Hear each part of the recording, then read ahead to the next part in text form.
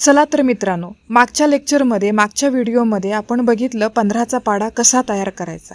आता आपण आजच्या व्हिडिओमध्ये बघणार आहोत 13चा पाढा कसा बनवायचा. त्यासाठी पुन्हा एकदा आपण सोपी ट्रिक घेऊन येणार आहोत की ज्यामुळे मुलांना पाढे करायला किंवा पाढ्यांचं पाठांतर करायला सोपे जाईल. ठीक आहे, तर आज सुरुवात करतोय आपण 13चा पाढा बनवणार आहोत अगदी सोप्या पद्धतीने. बघा आता काय करावं लागेल. जसं आपण 15च्या पाढ्यामध्ये बॉक्स तयार केले अगदी त्याच पद्धतीने मी बॉक्स करणार आहे.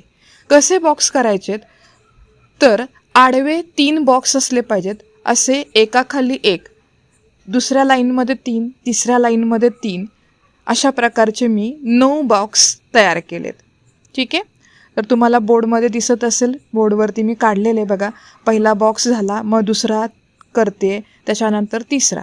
अशा पद्धतीने ज्यावेळेस आपण उभ्या आडव्या रेगा मारतो तर तुम्हाला 9 बॉक्स दिसतील आणि शेवटचा बॉक्स मी खालच्या बाजूला 10व्या नंबरचा काढलेला आहे.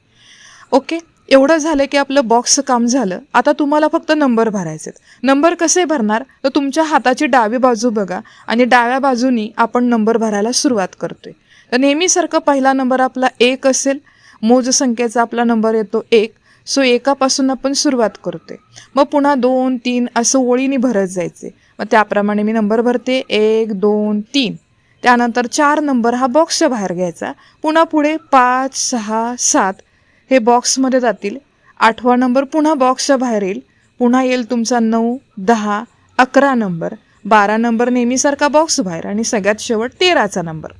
अगदी सोप्या पद्धतीने मी फक्त ओळीने नंबर लिहिले ते, यामध्ये काही अवघड नाही आहे. आता तुम्हाला काय करायचं बघा, पुन्हा खालून नंबर लिहित जायचे ते. मग कुठून सुरुवात करायची? पूर्ण संख्यांपासून. पूर्ण संख्येची सुरुवात होते आपली 0पासून. मग 0पासून आपण नंबर भरायला पुन्हा सुरुवात करतोय. सो 0, 1, 2 आणि 3. अशा प्रकारे माझा पहिला कॉलम किंवा पहिला स्तंभ भरून झाला. आता दुसऱ्या स्तंभामध्ये 4, 5, 6. त्यानंतर तिसऱ्या स्तंभामध्ये 7, 8, 9. आणि स्तंभाच्या बाहेर, बॉक्सच्या बाहेर तुम्हाला 3 नंबर दिसतात, त्याच्यावर मी काट मारते.